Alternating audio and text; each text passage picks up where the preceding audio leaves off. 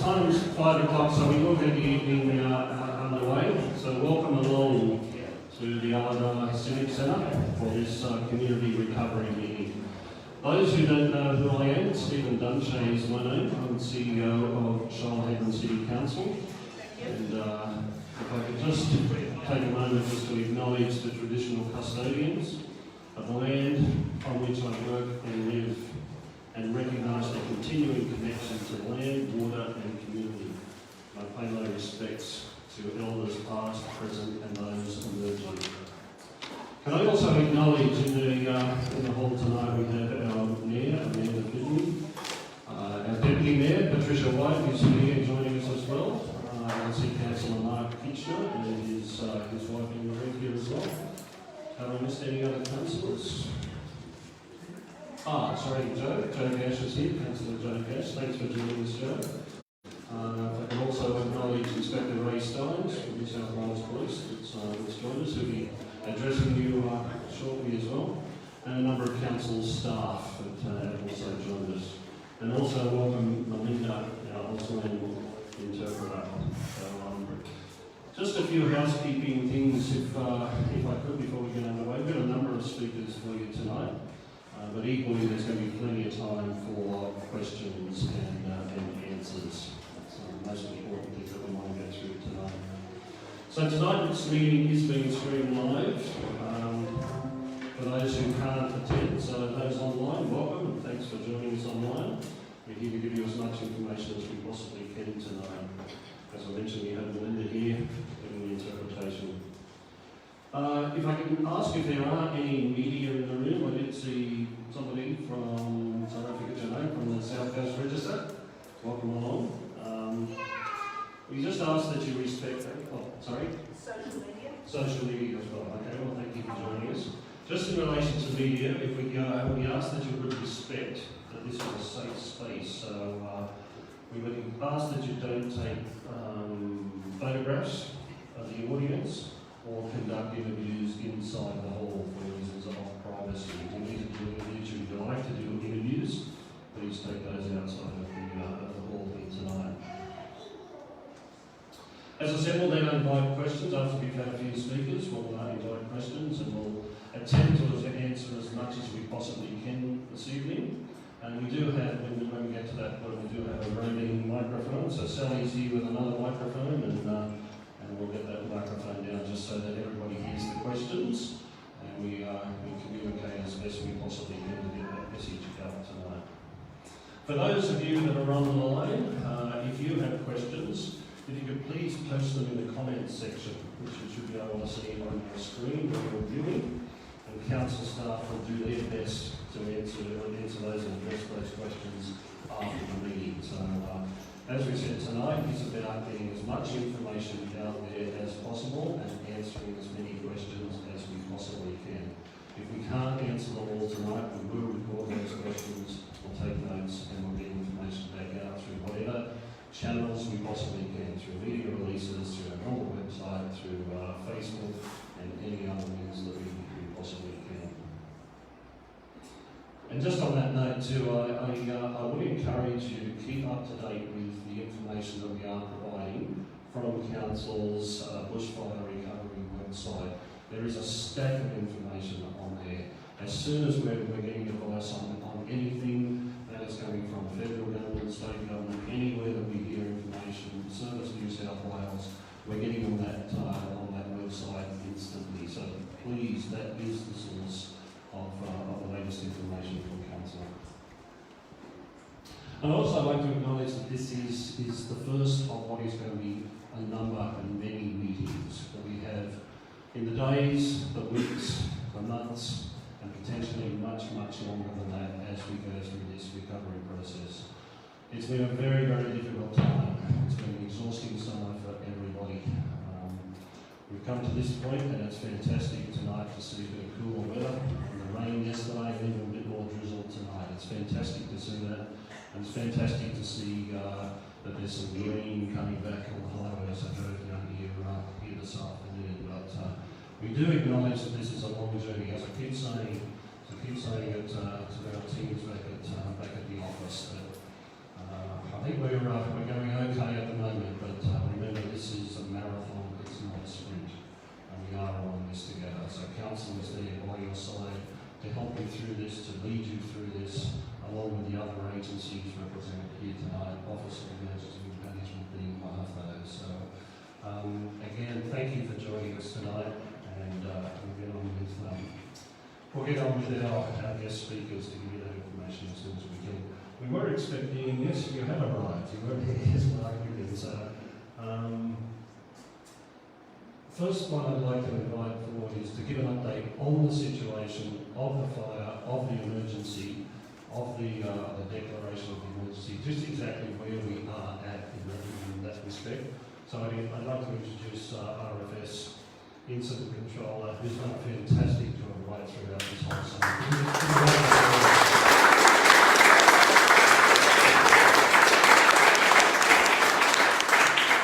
I have to put my hand up and admit that as the new CEO, this has been thrown into the deep end here, but to be part of that emergency management of the Emergency Operations Centre, down now with Crossroad and working alongside the likes of Mark Williams and Ray Stones and many others in that room has been a fantastic experience. So, Mark, would you like to give us an update on the fire situation and the emergency itself? Thanks, Sue. Evening all, and evening everybody online. Thanks very much for the invitation. And it's good to be back down here on much better circumstances than when I was here last. So just a bit of an update of exactly where we're sitting at the moment with the fires. Namely, we do have 2 fires still in the district, that being the Shoalhaven fire, as we know, and all the subsidiaries that have gone outside the district, but also the Common Grange fire, which has been going for quite some time as well. The Shoalhaven fire currently sits at the contained status. We are still working on that fire. We are still getting numerous reports during the days and evenings in relation to what we're calling reburning occurring within a lot of the burnt ground. And that's as far south as Shoalhaven itself, right throughout the entire district, where we're seeing the leaf fall from the trees that have been affected by the fire, actually up to waist deep in some places where the wind has gathered it and moved it into gullies and ravines. And then it's been ignited by burning stumps, which, despite the rainfall that we have had over the last couple of weeks, hasn't been enough to actually extinguish all of those stumps. So we are still seeing some individual pockets of areas still burning. That's necessitating quite a number of responses from all of our brigades locally, out to those areas to find those logs, to find those areas of burning, to extinguish that.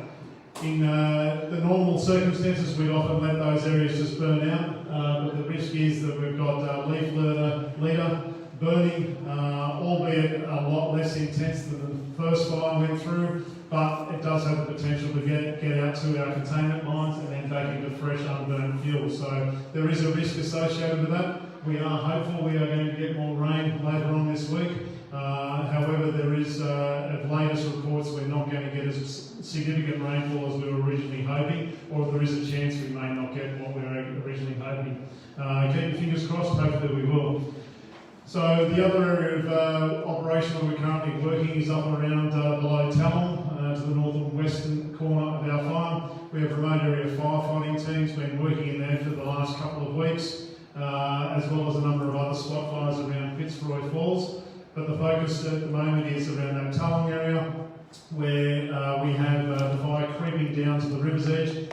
We'll be working in and around that area for the next few days. Remote area firefighting, so airlifting our crews into the area to do dry firefighting in and around that area in an effort to keep that fire to the south of the riverbed around that area and prevent it spread up towards Bungonia and Callum. So a few statistics in relation to our fire. The Shoalhaven fire sits at 314,348 hectares and the Common fire at 2,686 hectares. Whilst the Common fire is a lot less in size, it did give us a lot of grief in and around the area of east of Nowra. It is an area that has got a lot of peat in it, and even as late as last Friday, raised its head again with further burning in and around the already burnt area through that peat area. The subsidiaries of the Shoalhaven fire, that being the Morton fire, sits at 23,000 hectares, Charlie's Forest at 3,500 hectares, and the Clive Mountain at 98,700 hectares. In the grand total of the, if you add all of those into the current fire, we're just under 500,000 hectares of bushland burnt just for that fire alone. So, as we all know, a very significant burn and fire operation. The perimeter of the Curragh fire, Shoalhaven and overall, nearly 1,200 kilometres of perimeter and 34 kilometres just around the Commandant fire itself. The incident's been going now for 69 days, the 26th of September last year. Unfortunately, as we're all aware, there's been significant property damage throughout this event, and we've seen 312 properties destroyed, 26 facilities damaged, 26 facilities destroyed, 585 outbuildings destroyed. There's been 173 houses damaged, 20 facilities damaged, and 265 outbuildings damaged. It is important to note, however, that through that initial period or that impact area where that fire has run, there's been 1,889 structures saved, 154 facilities saved, and 1,618 outbuildings saved as a result of the activities from all of the agencies out there coming together, as well as property owners themselves protecting their own properties. We've also seen, unfortunately, the 3 deaths which have occurred in and around the Yada Yada area, and that's obviously another significant and terrible tragedy that occurred in relation to that. Firefighter injuries, thankfully we have not had very many of those, given the level of activity that we've seen around the fireground. We've only got 5 significant injuries of note that have required hospitalisation of our firefighters, and the majority of those have been heat related or smoke inhalation related, and all of those people have now been released. During the fire, as I think I mentioned in a couple of my briefings, we saw significant fire activity. We saw spotting distances of fires occurring in front of the main fire path, up to 12 kilometres in front of the fire. And on the peak times, such as New Year's Eve, we actually saw over 12 kilometres of travel in the main fire front on that evening itself. On average, we had anywhere between 200 and 500 personnel in the field at any one stage, backed up with up to 80 or 90 within the incident management team and the emergency operations centre. And on New Year's Eve, we had over 750 firefighters on the fireground at the time. Aviation has played another big part within this campaign. We've seen the use of the large air tankers and very large air tankers locally, as well as the significant use of the HMAS Albatross Air Base for the loading and reloading of those aircraft. So a significant and huge thank you to the Defence for their ongoing assistance in relation to that. Just again, a couple of statistics. Since the air base was opened, 362,000 litres of gel and water. There was another 100,000 litres of gel carried out of Richmond Air Force Base. The retardant was carried out from Richmond and loaded there with nearly 600,000 litres of that as well. We had the smaller aircraft that were bombing and running out of Albatross as well, with reloading and refuelling, and each of those did approximately 20 loads per day, 3,000 litres of water, approximating 60,000 litres a day per aircraft. That's just some of the statistics in relation to the event. I am pleased to say that we are now looking at, in the next couple of days, getting that fire down to patrol status. Most of you will be aware we've also reopened the Shoalhaven and having people coming back into the Shoalhaven as soon as possible in relation to the tourism. Both from Ray and myself, it was one of the hardest decisions as an incident management team to actually put that warning out to people to stay out of the area. We did only keep it in for as long as we absolutely had to, and the important message is now is we need to get everybody back into the Shoalhaven, to visit the Shoalhaven and get people back on their feet.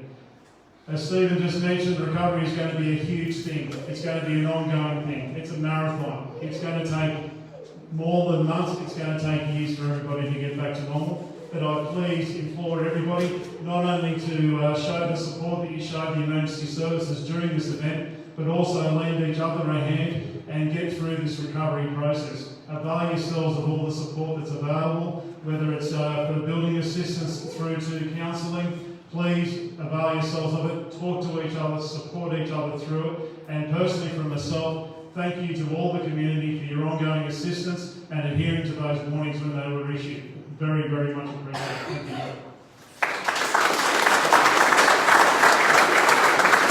Thanks very much, Mark.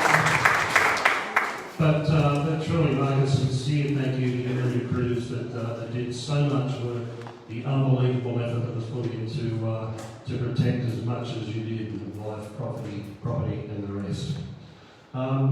Ray Steins, the Inspector Ray Steins, official title of LEOCON during the emergency and out at the Emergency Operations Centre. Perhaps you'd like to say a few words, Ray, just from LEOCON's perspective on where things are up to, what worked well, what lessons we might have learned. Thank you, everybody. First thing I'd like to say is thank you to everybody in the community, not just the Ulladulla community, but every community throughout Shoalhaven. Without your support and assistance, my job would have been a hell of a lot harder. Just to clarify, my job as the LEOCON, which is the Local Emergency Operation Controller, is to support Mark Williams and the RFS.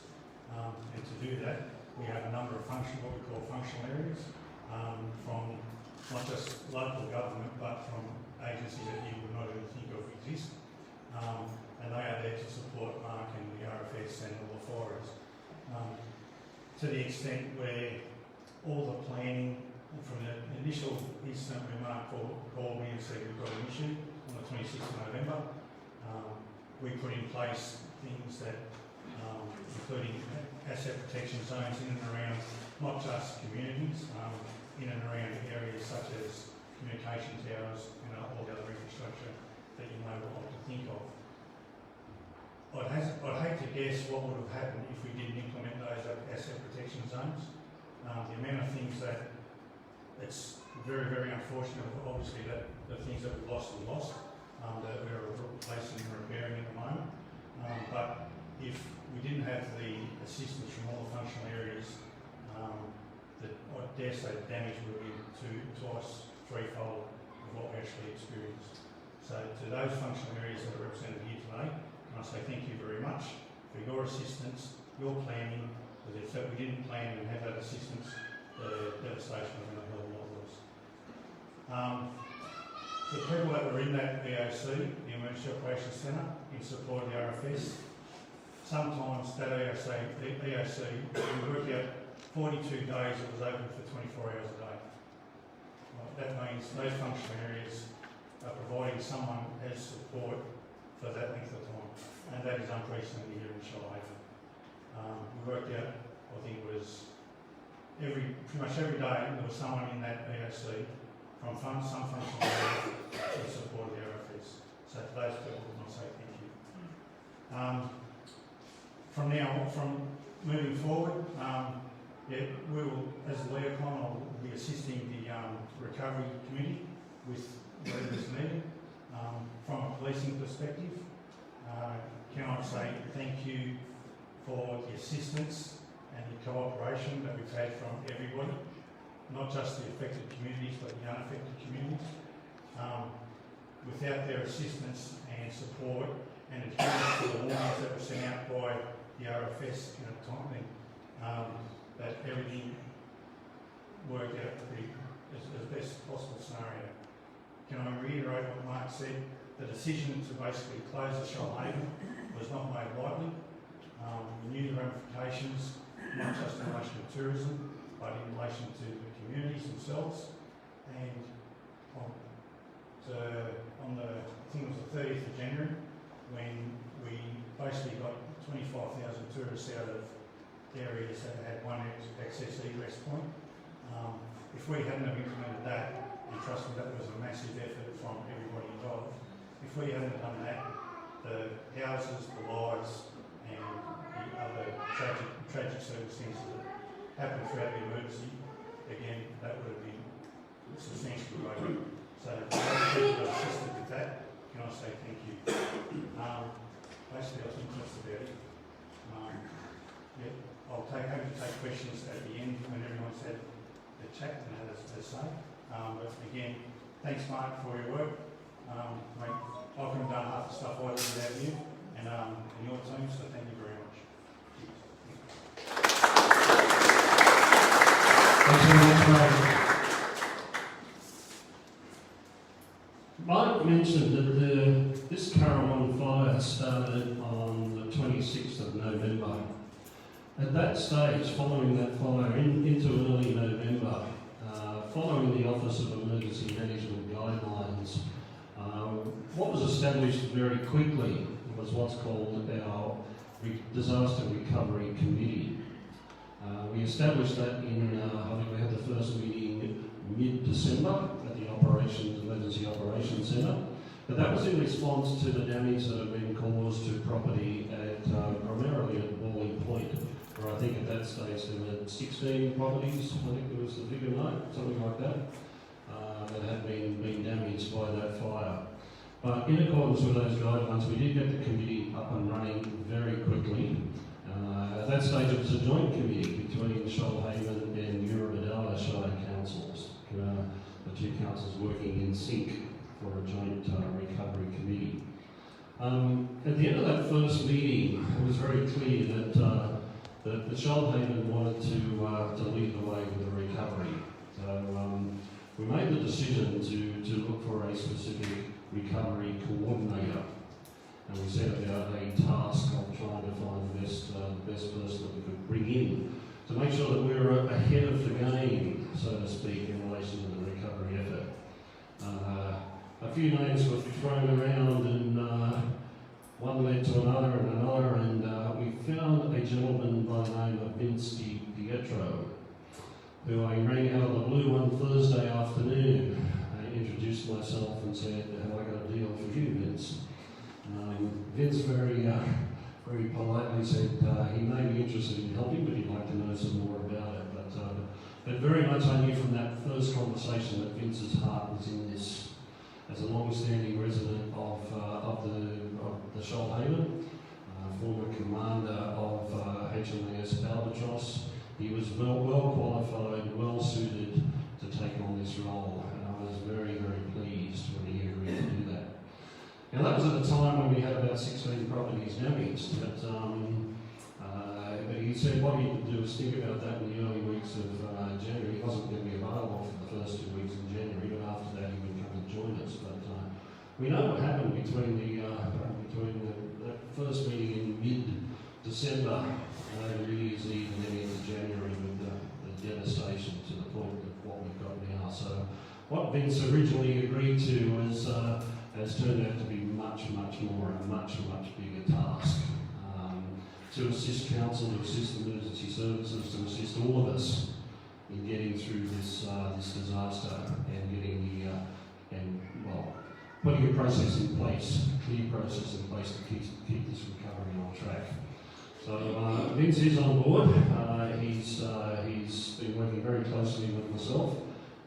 We've still got a very big organisation to run. What I didn't want to have was that this recovery effort was something that was going to be an aside that the organisation was trying to do in addition to everything else that was going on in the organisation. So giving it that priority, elevating it to the highest priority within the organisation was imperative, and I thank the council and the owner councillors for their support in the approach to I proposed to bring a recovery coordinator on board to greatly assist the Shoalhaven in that. So on that note, by way of a brief introduction, I'm going to ask Vince Di Pietro to come forward and just to talk to you about the formal structure that he has put in place, that we've all put in place alongside with the emergency services, the police, the RFS, and the Office of Emergency Management as how we best see this recovery process working across community, within communities, and across the various agencies. So, Vince, thank you very much for agreeing to take on the task, and please come forward and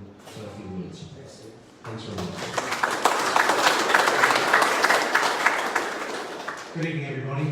Thank you very much for allowing me to take a few moments of your time at this evening's gathering, because I think what's most important is we actually get to hear from you rather than too much speaking from the front. But if I could just say that what I'm really proud and privileged to be a part of is the follow-on work of so much activity and hard effort that's gone on and has recently gone on out of the Emergency Operations Centre in Shoalhaven in Nowra, and how that's translated into the efforts and some of the statistics that you've heard both from Mark and from Ray.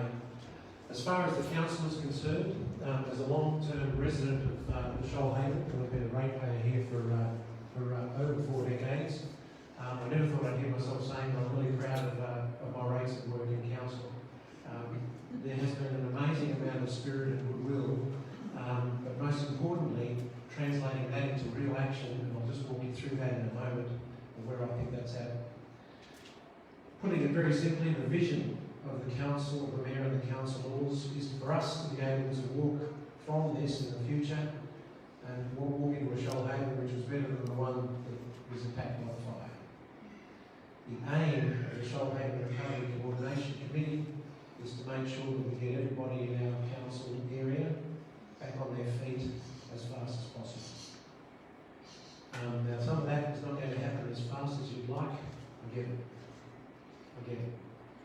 But can I just assure you that everybody that I'm working with and have the privilege to just even have received my emails and phone calls and chats along the way, I can promise you that every one of them is looking at this emergency and the recovery from it through the lens of people that are suffering it.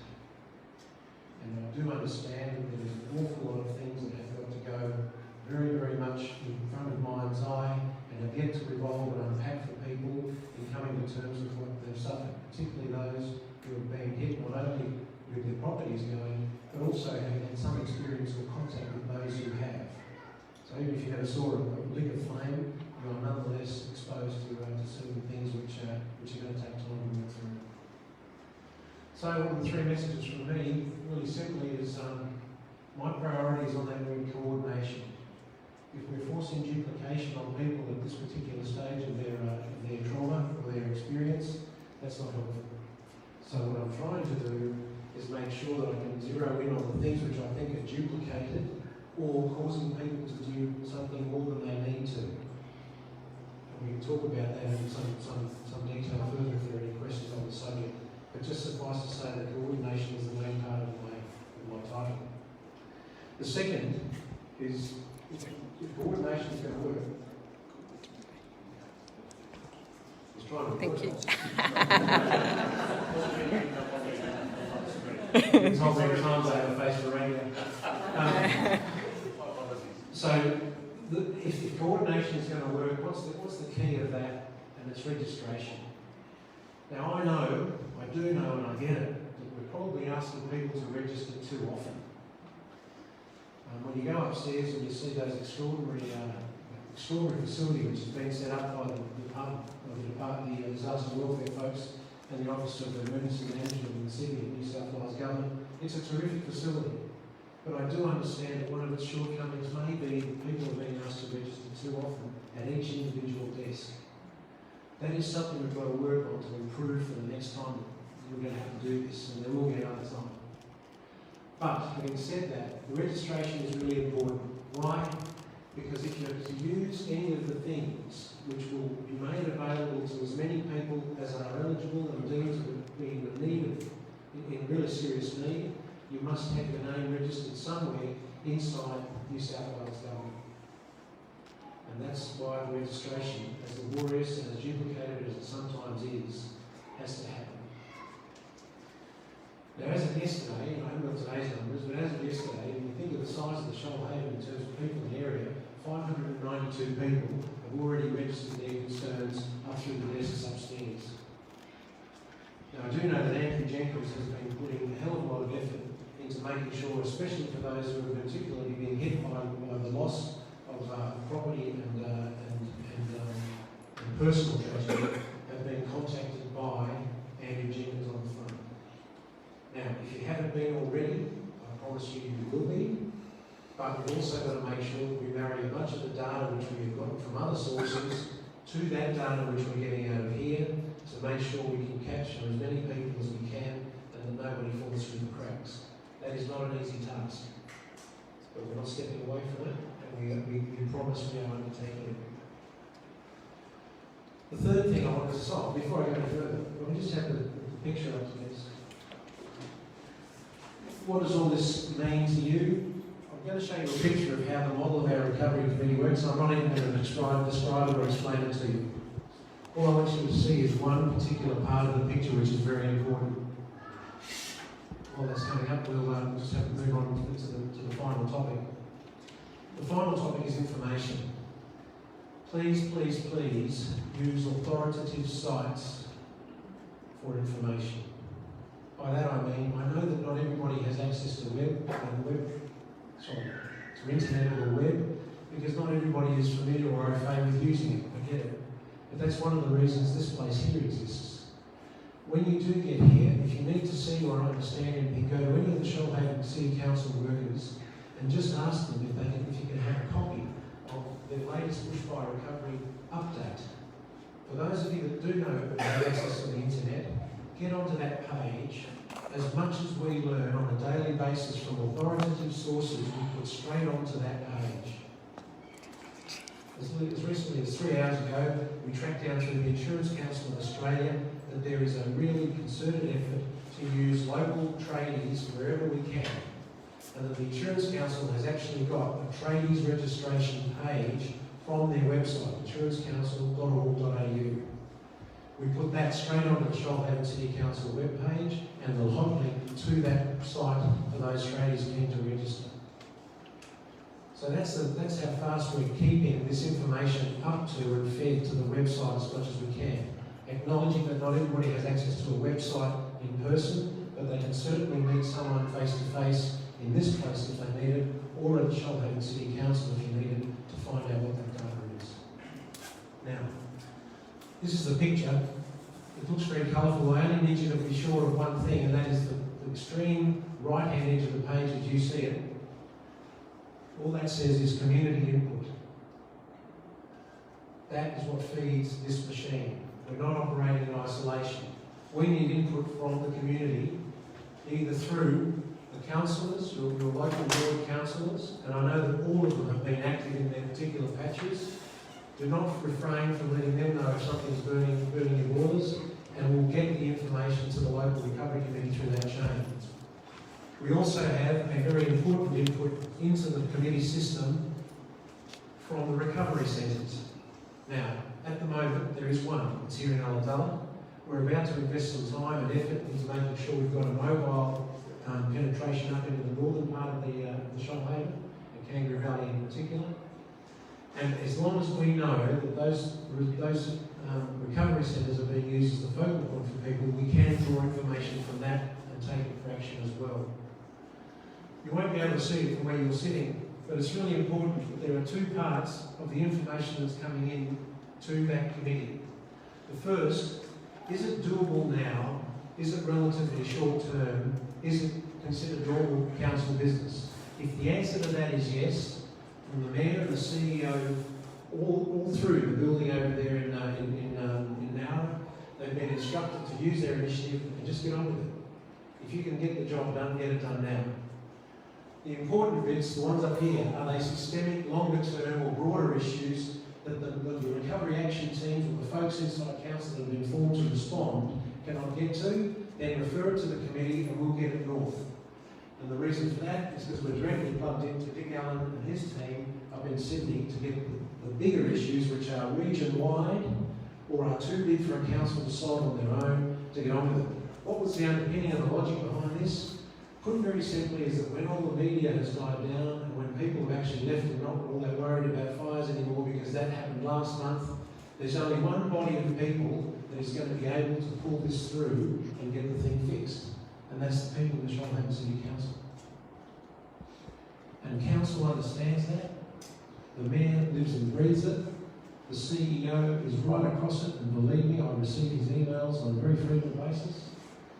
The point I'm trying to make is please trust the council. It might be something we've all had to do for a long time, but I can promise you that the council is focused on trying to get this right, and we're trying to do it without duplicating on people as little as possible. And we're trying to do it by making sure that the workflow that we've got to stick to with a pretty tight discipline so that no one gets left behind is as tight as we can make it. And with that, I think I can wrap up for the moment. But to all of you, I just can't tell you how, you know, I just can't imagine what it must be like for some in this room who lost a lot. And I'm not going to pretend to patronise by saying, you know, I know how you feel, because I don't. But I do know what trauma and distress feels like, and I do know that people will suffer in their own way, at their own pace, in their own time. The best thing that we can do is to start getting things online which actually prove to people that there are folks concentrating on getting the job done. They're clearing land and all that sort of stuff. I know it's a priority, believe me, I know it, and we're working it very, very hard.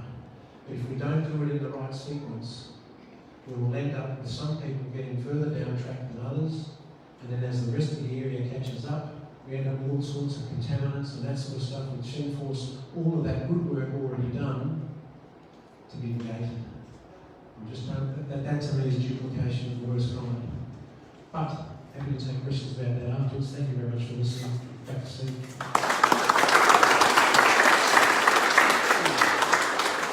Thank you very much, Vince. Just on that comment that Vince made about this immediate do it now and get on with it when you empowerment, I can reassure you that is the message. It's very much the message that's going right through the council at all levels. Just get on with it. Our mission is to try and exceed your expectations. We're not going to succeed in that every time, but I can assure you 100% that is the message within the council. And in terms of our capacity to do that and our resources to do that, if I can give you an example that probably back about 2 weeks ago, that there are resources at other councils that are being made available to those councils that are affected.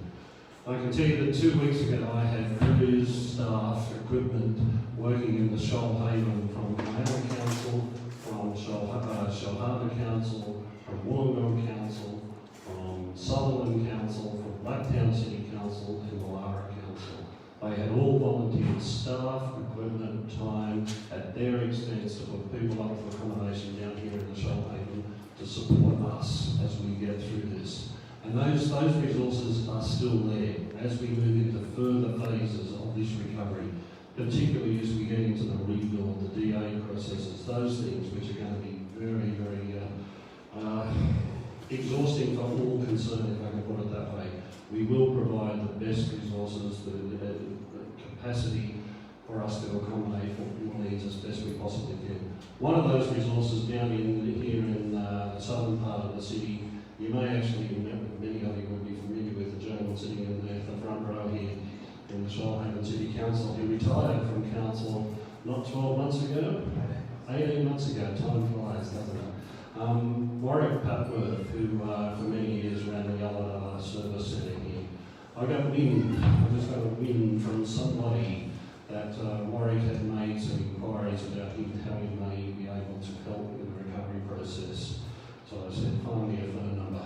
But I tracked him down somewhere in the bushes of Tasmania down there, and he was on a plane within a couple of days to come and help us out. So that's the level of resources and the dedication we've got helping you through this process. So, on that note, I'm now going to ask our Mayor, Amanda Finley, if she would like to come forward and say a few words on behalf of Council as well. Thanks, Amanda.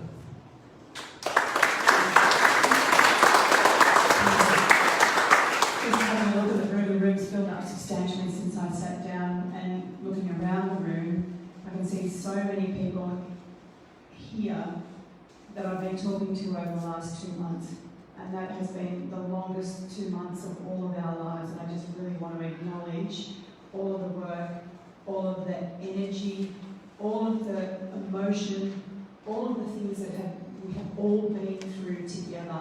It has been, you've lived it every single day, and I don't need to repeat it to you, but I just really want to acknowledge it this evening. And there's been so many wonderful initiatives that have cropped up out of the community, and that's been about trying to get life back on track, whether it's from wildlife rescue people who have been trying to get feeding stations and watering stations out to people that are in places in need, whether it's been from our good friends at Red Cross who have continued to support people emotionally, whether it's been through the been chaplains who have been here all the time supporting people. Some of the things that have come up here have been phenomenal, and our response to ourselves and our need. Because what Vince said, and I just really want to reiterate Vince's words, is that as we go on this journey of recovery together, we're all going to be at different points of the journey at different times. Because there are people who I spoke to who were impacted on the 4th of December who are still feeling in denial that that happened to them. So they haven't reached any of those stages of their grief journey yet and how they're going to manage that. There are other people who are ready to move on. They want the bulldozers in there tomorrow. Actually, they want the bulldozers in there 2 weeks ago so that they can get on with their lives and to really get things happening in that physical sense. So I just want to also acknowledge that this journey will be different for all of us, and that throughout that time we still need to maintain all of that goodwill that we've built with one another over the last couple of months, and that's going to be really, really important. The other message I've got for you this evening is that we need to keep reinforcing the thing about reaching out and making sure that people know about you, your neighbours, friends, anyone that you know who has been directly impacted. They need to reach out. And reaching out is not getting on Facebook and having a good old whinge. Okay, that's not reaching out. That's hot air for this situation. When I talk about reach out, I'm talking about reaching out to the services. Reach out to one of the counsellors if that's who you feel comfortable with. Reach out to someone who's in those positions that can give you the right information and get you to the right people, because that really is important. I also want to tell you that no matter what hot air goes on in the television or on the radio around all the different issues that the Shoalhaven will have to face over the coming days, weeks and months, the number one issue for your council is dealing with this disaster. It's none of the other stuff. That's just business as usual. You know it. You've lived here for years. Many of you have lived here for way longer than I have, and you know what it's like in that Shoalhaven pre-fire, and you'll know what it's going to be like in Shoalhaven 2021. What I'm hoping for is that by 2021 we will have got to a substantial stage where we can all reflect in New Year's in 2021, because who actually had one of those, or a Christmas even, we can reflect at that point and say, this is what we went through in that horrid year. Look at how far we've come. We still will have a long way to go if we look back on other efforts from places like Tatra. Still 18 months down the track, they're still moving forward, but we will get there together. And the last thing I want to say is that all the people who have spoken before me have spoken with the deepest amount of humility, and they haven't actually told you all of the things that they have done and all the connections that they have made, whether that's Mark Williams from the RFS, Ray Steins from the police, our own CEO and Vince. They have been unstoppable towers of strength, and when there is a problem, they take it up to the people who can answer those problems, and they don't hold back. And your council will do that, your elected council will do that, but you need to let us know where we can unleash our beasts and get things done for you. So, I want you to just acknowledge these two down the back once more, because they were a little bit underbaked in our clapping for them before, and I want to give them a bit more of a cheer before they leave tonight, but they're going to give us some talking and answering bits. But can we have a great big hand for Mark and for Ray?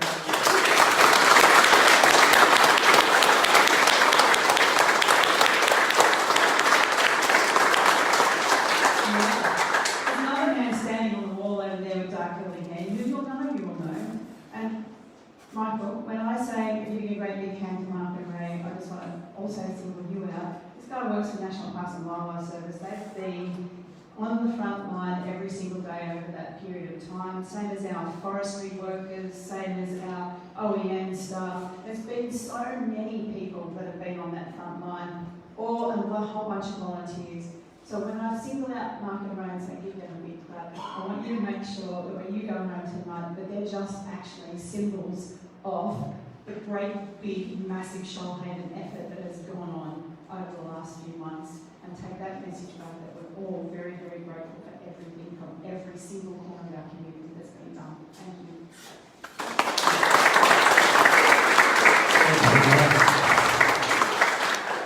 And I think while the round of applause is going, is the other round of applause for all you. The community have put in so much effort, so much time, so much emotion into this whole period that all of us have been through.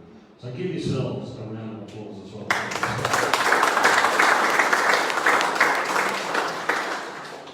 Now I understand there's somebody from Legal Aid. Who have we got from Legal Aid that's going to come and talk from some legal aspects? Would you like to come forward, please? I didn't catch your name before the meeting. It's Kai. Kai. Yeah. All right. Thank you very much, Kai. Thank you for joining us. My name is Kai. I'm from Legal Aid, the Gloucester office, coming down to New Zealand to work. And I'll be here until Thursday. The starting position is victims of natural disasters are our priority client. And we provide free legal advice to anyone who are affected by these bushfires.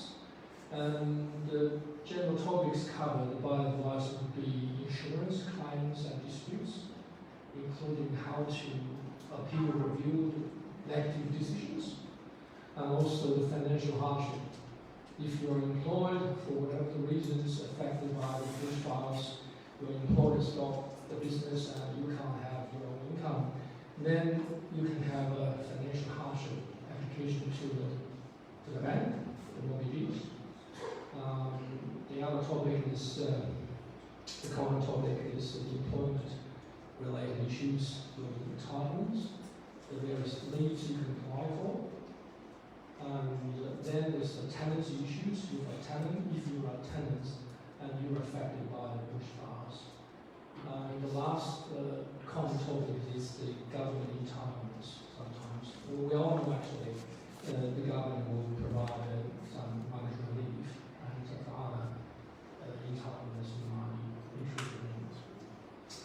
So we have some materials. I just bring a few with me. We have a very little postcard. I'll give you the hotline number, 1800 801 529. Anyone can call this regarding the disaster and the insurance problems. We also have the fact sheets. There's a general fact sheet with all the topics, including employment, insurance, tenancy, etc. And we have dedicated a group of solicitors. Currently we have, I think, roughly 30 from across all offices, and we're attending rosters. And there's a senior solicitor in the head office in charge of all the coordinations. If you call 1800 numbers, you can get to our service straight away. We also have other two. We also attend other two centres. Actually, one is in Bateman, and I forgot the other ones actually. I was told there was 3 centres open, and we attend 4 of this week. And anyone who has particular questions, I'm more than happy to answer. We are upstairs. We have a little table there. Thank you very much.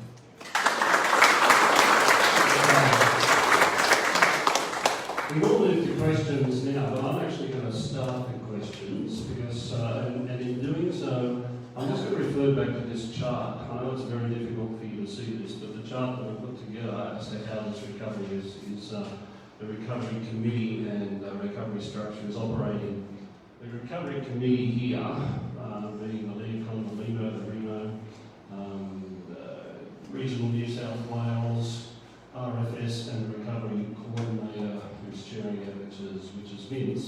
As part of this, you can see those 4 coloured boxes. They're the recovery action teams that we've established within council to either, as Vince said, get on with the day-to-day stuff. You can do it now, just get on and do it. If not, there's 4 appointed recovery team leads who will elevate it through the recovery committee and if necessary to the regional recovery committee. So those, and the Mayor also mentioned about reaching out. When you are reaching out, key contacts are these 4 leads within council. So from an economic and tourism perspective, Shannon Perry Hall is up in the corner there. So Shannon Perry Hall is leading that team. The environmental team, Shane Pickering from council. I'm not sure Shane's here this afternoon, but Shane Pickering is leading that team. The social team is Michael Payne in the blue shirt up the back there, who's been very active getting out as all those leads are.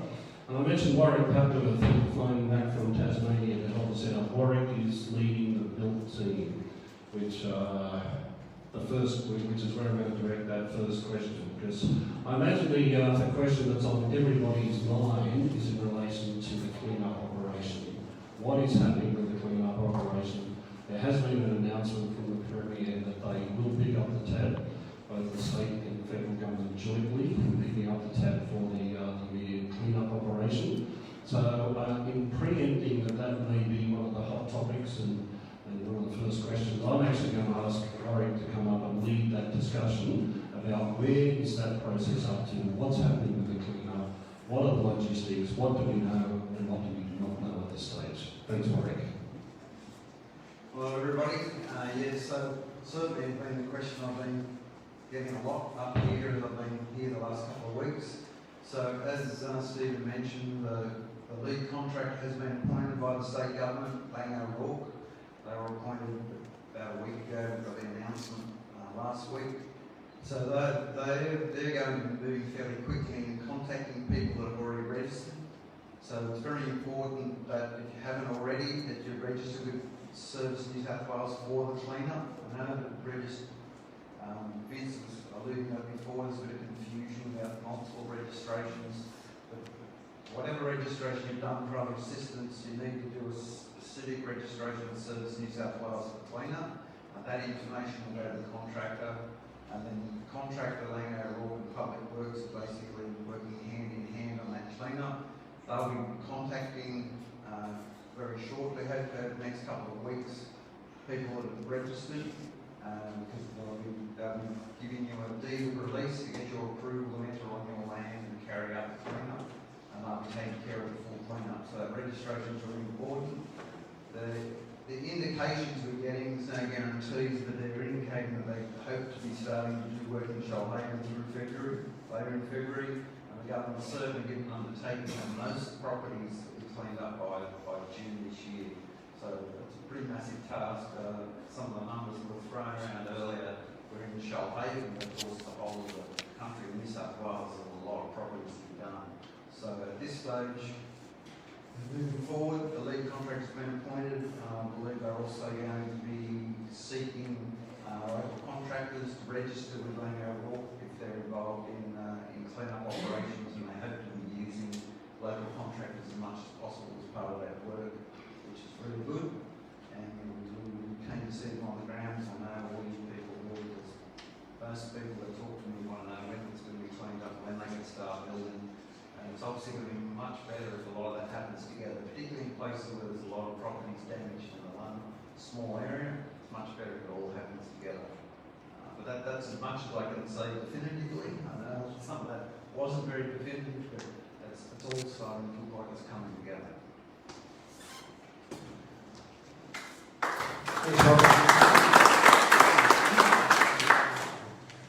We've had our first of our online questions, which is fantastic to see. So whoever's out there online did ask a question about what is the LEOCON.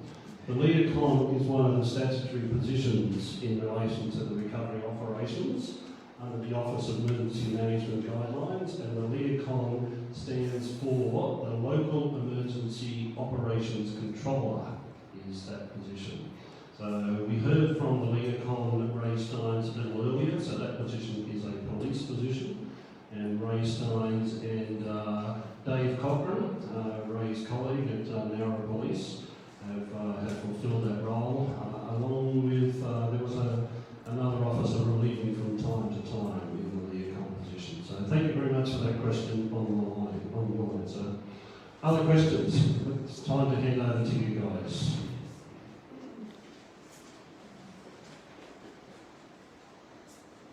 One question, one statement. My name is Charlie, aka Leo Giuliano, Brendan Road at Malton.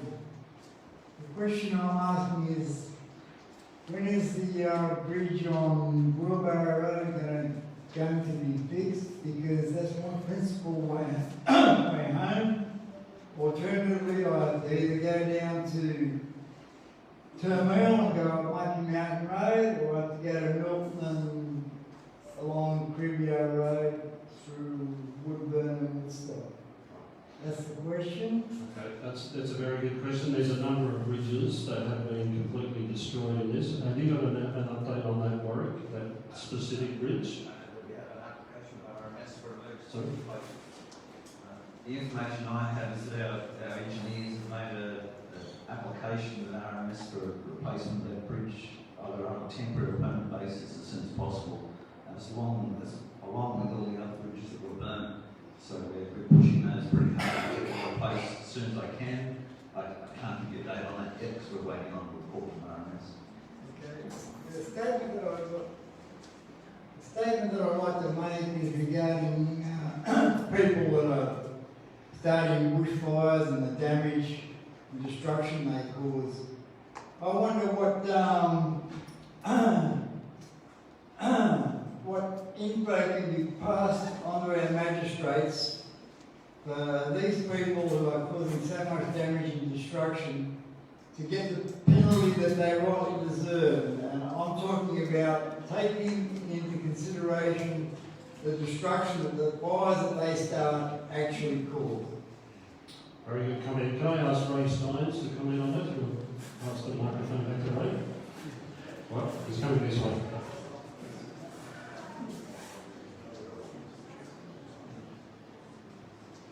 To answer that question, I'll be meaning. Basically, we have no involvement or influence on the magistrate decides. They're bound by legislation and community expectations. I understand that sometimes that may not appear so, but unfortunately the legislation is quite clear in relation to certain aspects of crime and in particular fires. So unfortunately they're bound by that. How they interpret it is entirely up to me. So I can't give you a definitive answer in relation to it. When someone is charged in a particular employed for us, the information is laid to the court, to the magistrate's information, and then the due justice is provided from there. Sorry, that's best. Thanks, Ray. Other questions? Thank you very much. I'm Katrina from John Park, Lonsdale House on New Year's Eve. Just in relation to the clean-up bins and possibly Mr. Patworth as well. If we've already registered with the clean-up with Service New South Wales, but our neighbour hasn't, we have 12 properties in our street that have disappeared into ashes. How does that affect the contractors with their deed of access to the properties? So one homeowner may sign theirs and the other may be delayed. Is that right? Because they haven't possibly registered. How can we coordinate that? We might take a tag team on that, Warwick. I'll let you go first, and I've got some latest information from a conversation this afternoon. Council, we have recognised that it may be an issue. Some people, for some reason, may be registered, but then choose not to sign the deed of agreement. So we're coordinating public works on that. When necessary, we may have to issue some orders to require people to clean up to enable that to happen, so that we don't have that problem of one being cleaned up and one not. So we're very much engaged in that space and thinking about that problem.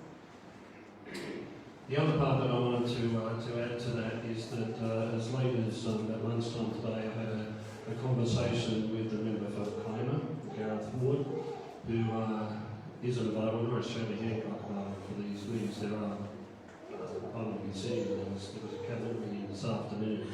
So I put, Gareth asked if there's anything that from Council's perspective that we would like raised in the cabinet meeting this afternoon. There were two questions that I requested some advice on, if that was possible. One is the logistics of this clean-up operation. Yes, there's been the announcement of the lead contractor. Yes, we know it's jointly funded by the state and federal governments, but we don't have the details as to what the process is, when it will start, where it's expected to go for. So that's something to suit. We understand from a regional recovery committee meeting in Queanbeyan that Vince and I attended on Thursday that there is a strategy or a plan imminent from the state government in relation to that. So I said the sooner we could get that out to the community, that recovery plan is much needed and would relieve a lot of angst in the community. And the other point I put to him was about the process of registration. As Vince said, people have registered here, they've registered with other services, New South Wales registered a number of times. To register again, you jump on the website, there's a whole range of questions to answer again to register for this service. If there was a way that could be a reach out or an outreach service, that we know you're already in there, you're in the system somewhere, is there any way that registration could be streamlined? So I was just looking at my phone there to see if I heard a message back from Gareth, but I didn't go. As soon as I get something, I'll let you know. Thank you. And one other thing, everybody's pretty brain dead at this stage. You register for one thing one day and you can't actually remember what you bloody filled out the day before. Fully understand. All our brains are much. So is there a way that you can check, I can check that I've registered, like I'm fairly sure obviously. Vince, you've got that? That's a terrific question. What we've been working, myself and the local emergency management officer in council, and with Andrew Jenkins here, is what we're going to do is get, and we've started, all of the lists of those folks that have registered here, all of the lists that we know have registered elsewhere, and going to triangulate both, so that what we can say is we've got a combined list of everybody that has registered, and that will be fed into Service New South Wales, so that people don't have to go into the website and go through exactly the same details again, because we already have them. If people are presented, we have them. Now, that process is going to take we're working on it now, and over the next, I would say, 2 to 3 days, we'll have an answer that we can confidently say to Service New South Wales, this is where we think we're at. We then correlate that against the folks that Andrew's already contacted, and again, we'll do a comparison to see where the delta is. Is there a gap? And if there is, we'll fill it and make sure that those people are contacted. The aim of this is to make sure that no wholesale clean-up is slowed down by anybody who either is out of the country or hasn't applied or hasn't registered. We're working that pretty hard. Mr. Chairman was asking about wheelbarrow program. The bridge, I can tell you that I'm looking at it right now. The claim was put to the New South Wales government, and this isn't to shift the blame at them or point fingers, but the claim is in, and it was put in on the 30th of January. So we now know exactly what it's going to cost. We've asked the government to respond to that, and as soon as we get the okay, we can go on with temporary bridging. Now, the other thing that we've learned in recent times is that many moons ago there was a series of bridges bought for exactly this purpose. It's called the Compact 200, and ironically, the company that brought those into Australia and actually delivered them to the RNS is in Flinders Industrial Estate in Melbourne. So we've got a couple of really good ends there, and I promise we're pulling the trigger. We pulled the trigger. Now we're just going to wait for the things to come down, and who knows, maybe we can get a job for the ADF there to help us with it. We'll see how we go. But I didn't say that out loud. It's not on. Guaranteed to stay in this room, Vince. There's a question, sorry, in the front here. My name is Marilyn Shooter, with the River Control Park.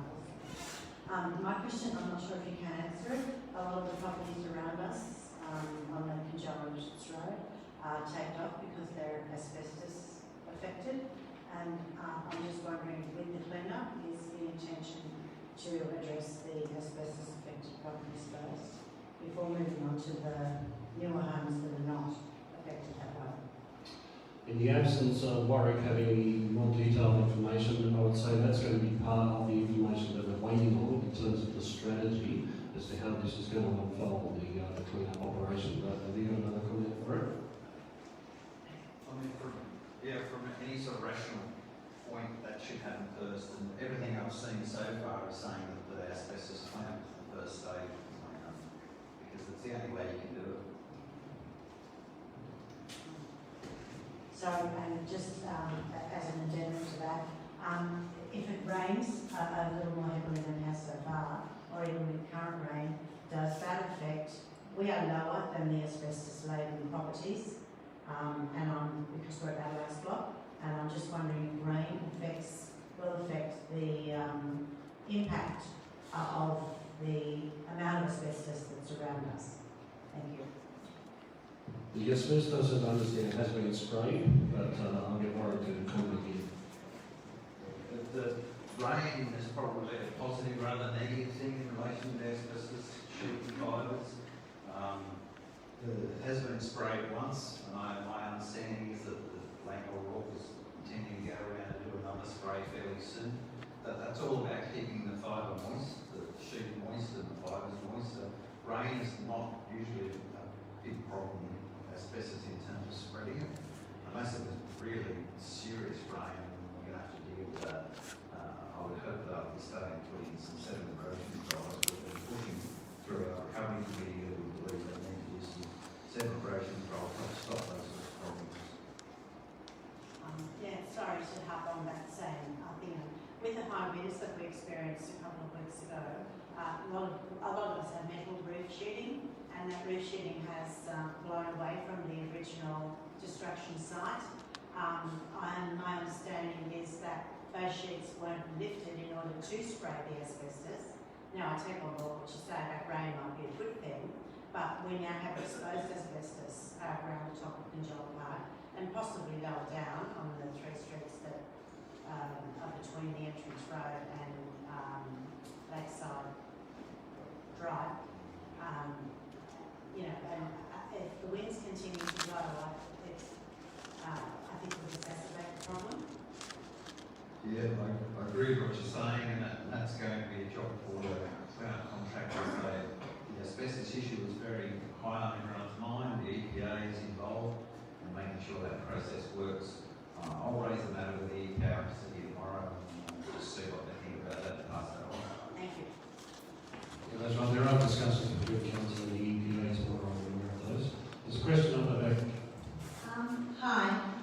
So it's not about house destruction, it's more about protecting the remaining wildlife that we have left, which, as we all know, is not very much. I'm from Cungeron Point, Maniana Bendalong area.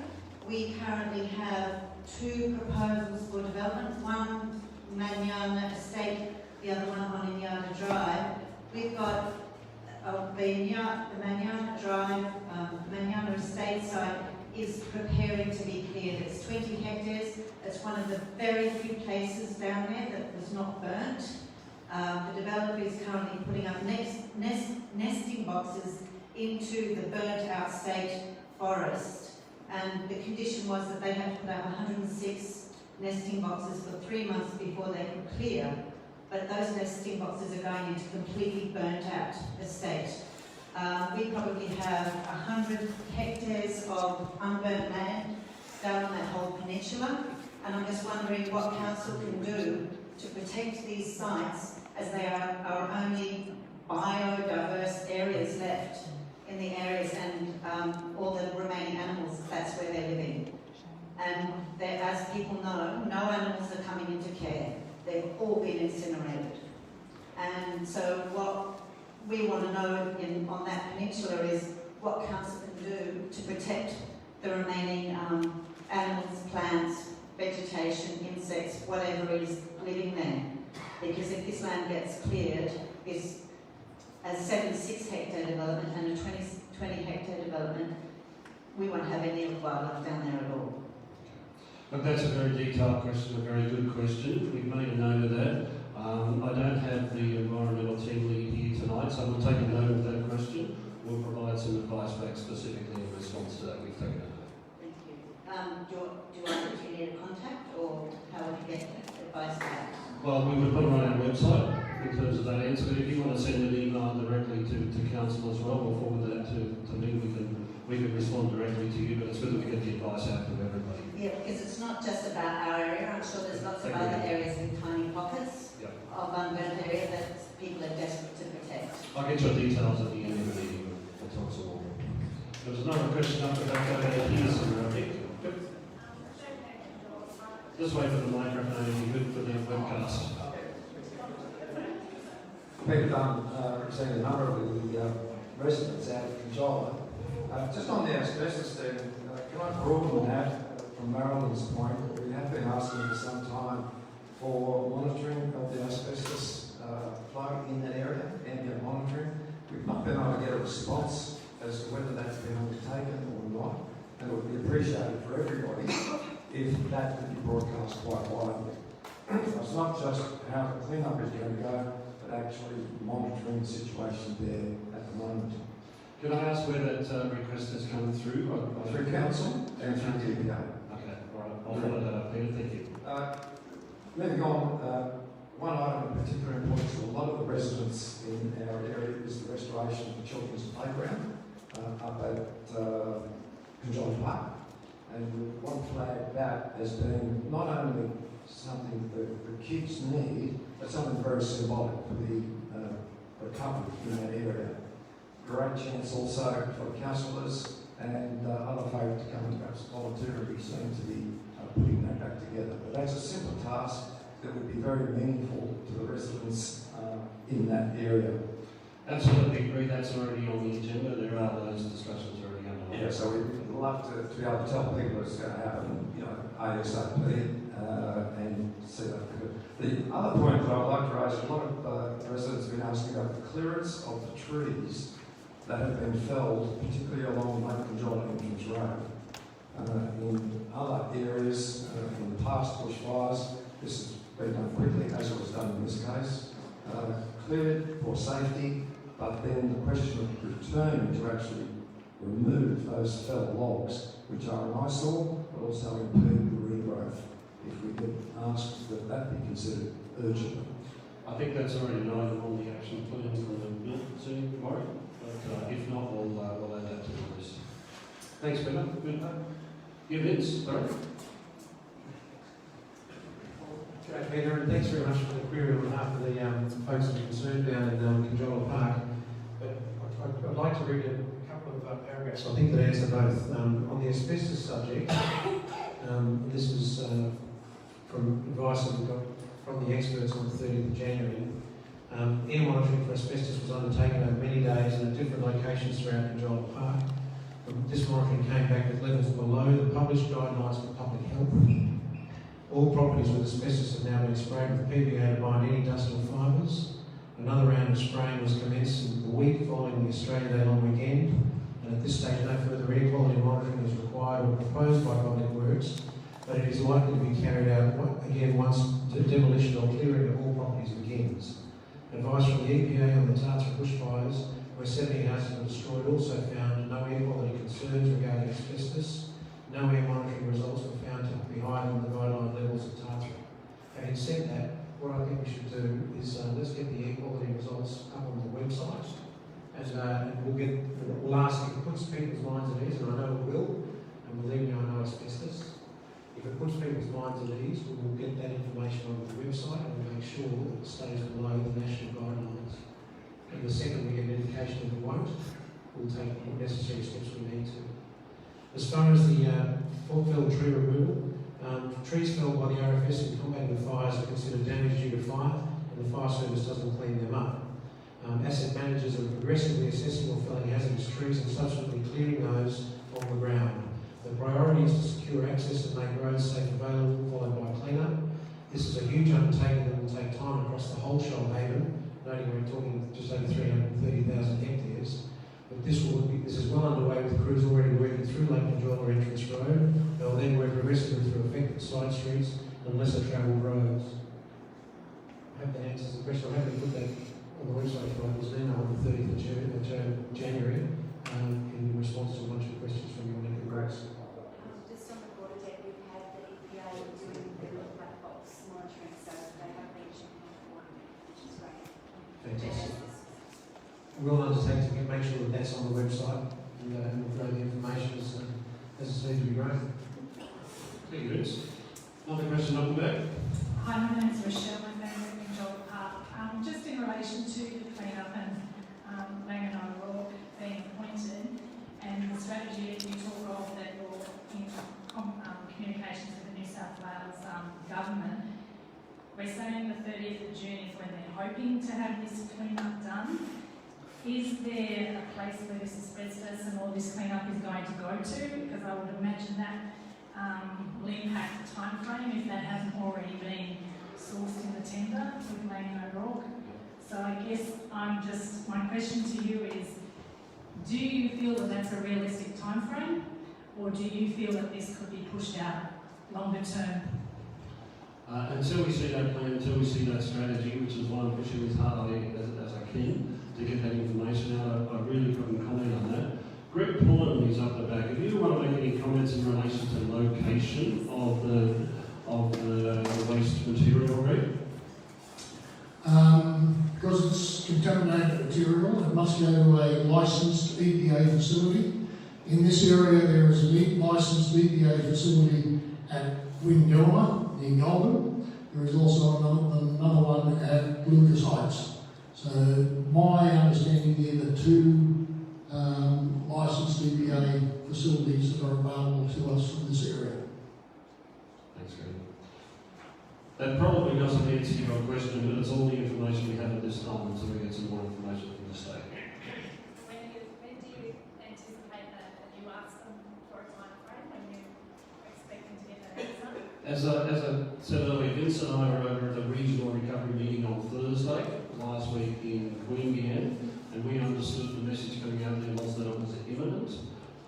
Because I still haven't seen that, it still hasn't been released. I've put that request through Minister Gareth Ward to take to the cabinet meeting this afternoon. So imminent is what I've been told. That's all I know at this stage. Yes. I've got a comment. So I'm from the Department of Communities and Justice, which is the department that has run the evacuation centres, but we're also responsible for housing assistance.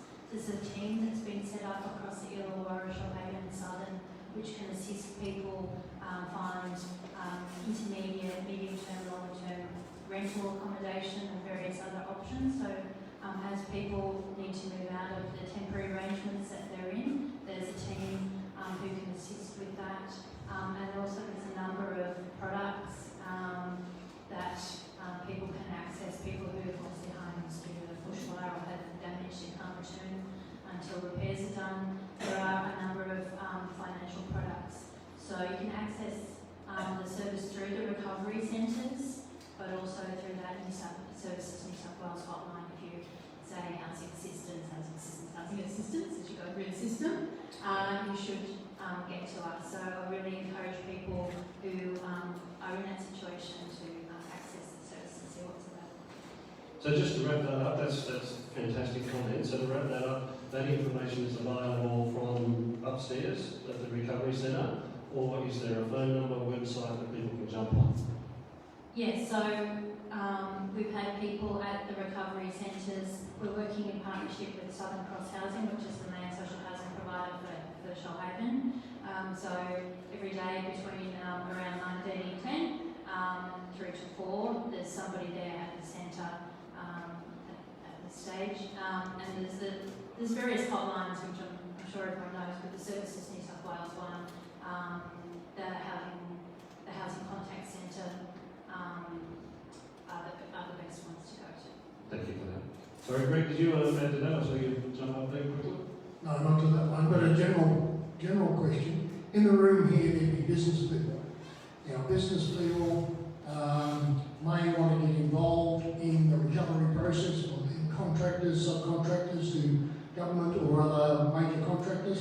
There is a site being set up by the New South Wales government, Tenderlink, I'm not quite sure whether it's .com.au or newsouthwales.gov.au, but anyhow, it's on the council website. I'm sure if you go to put Tenderlink in, you'll come up with the result. There's an opportunity there for any business to register who feel they have a service that can be utilised by the government process or the council process anywhere in New South Wales, that will be then registered and will be regarded as a local contractor, and we may even work out. I know that's exactly not what we're here for, but there are probably contractors in the room who may want to know about that. It certainly helps to get local business back on track, and that information came through today, and I did request that that be loaded on the council's website, so that recover information ASAP. So there's another comment down the front here. Okay, we'll go to the back and then we'll come back to you again. Just quickly, I've got some information really from Ulladulla bus lines that the government has put on extra services out to Conjola for every day for 7 days a week. 4 out to Conjola, 4 out to Morley Point. So there's a bus service out there every day. Thank you very much for that. There was another comment down the gentleman down the front here. So.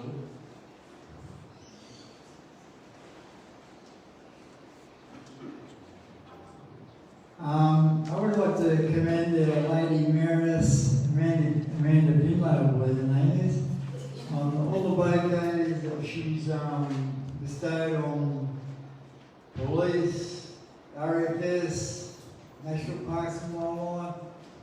And I, as a member of the public, and I've been a ratepayer for 40 years, first at Burrell Lake and now at Moreton. I'd like to especially commend the RFS because they saved my little unit, my shipping container. The fire was that intense, and in their wisdom, when I bought the shipping container, it's all steel, bar the bloody floor. So the fire was that intense that everything I had in it, documents, passports, Australian citizenship, chainsaws, whippersnippers, you name it. I had a lot of things in there, and yeah, everything was raised. The only thing that was left standing was the dongle with which I put the star post in.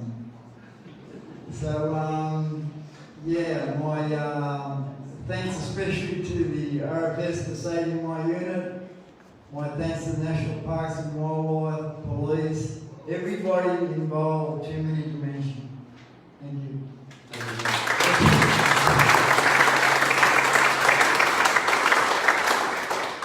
Do we have any final questions before we wrap up? Let's see. Oh, yes? Sorry? Question, comment? Yeah.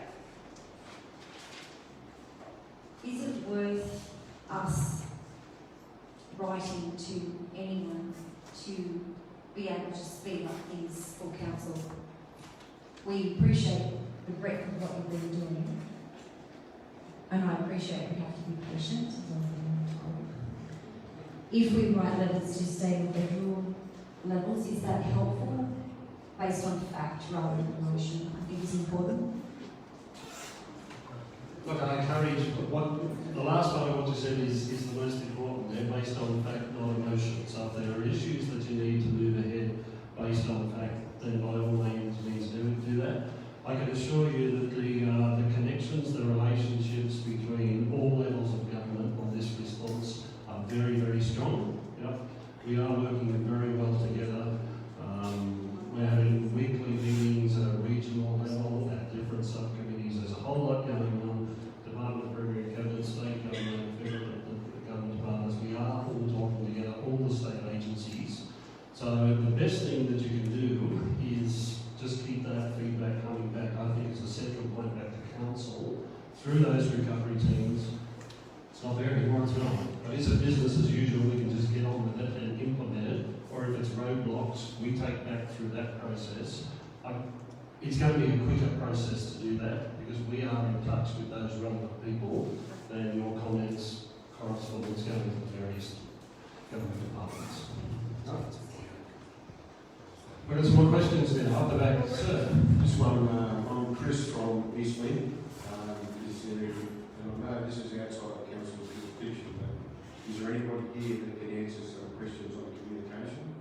Because we've been out of communication and I think we had to have mobile access since the 3rd of December last year. It's the 3rd of December. Yes. Is there anybody that can answer any questions on that? We'll take a fraction with the NBN folks that are here, because they're a direct link into Telstra. Yeah, there's people upstairs. They've offered us whatever assistance, but that's extraordinary. We'll take that fraction. Can we catch up with you at the end of the meeting when we break here and I'll get some specific details and we'll follow that up? Sorry, I was No one from Telstra Australia believes someone in the Philippines. Someone in Europe. Well, that's an example of a roadblock, and we want to get through roadblocks, okay? So let's get those details and we'll see what doors we can break down to get some things out. So thank you for that, President. There's another question here, sir. Vaughan from Furniture One. I've just got a question. What's the council going to be doing? There's a lot of employees that are out of work. There's a lot of businesses that are suffering. Is there more money put into the budget to bring people into the Shoalhaven? I don't know, you've got your 100 Beach Challenge and all that sort of stuff out there, but obviously the next biggest event in Ulladulla is probably the blessing of a fleet and Easter. Is there a drive that we're going to have a push to get people in here so we can fill the accommodation, get the coffee shops, employing more staff, which they're going to feed more money back into the businesses and more money back into the community? Yeah, so absolutely. It's a primary target. As I said, those four streams that we had, the four action teams, one was economic and tourism. So Shannon Perry Hall is standing up the back there, so we're going to ask Shannon to come forward and give you the latest update from what's happening in her recovery team. Thanks, Stephen.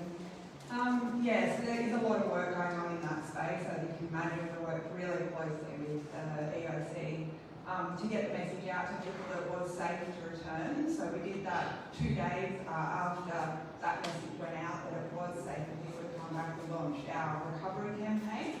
So that's going to our Sydney and Canberra market, and there's a lot of money behind that campaign at the moment.